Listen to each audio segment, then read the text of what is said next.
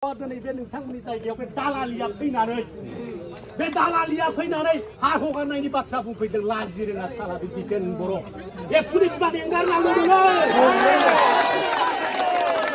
बर' बाथ्राखौ बिदि आलाय सिलाय खालामनो मोना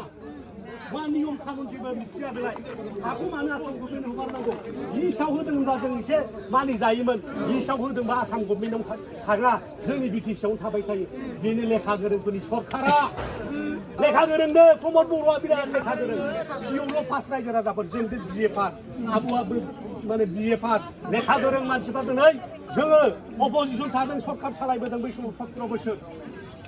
दिनै बिसोर आइन कानुन रोङा जेबो रोङा बिटिसि एकरा बोरै बोरै लिरदों जेबो बुजिया दा दिनै रन्जन दैमारिया जेलनिफ्राय गदों गवाखै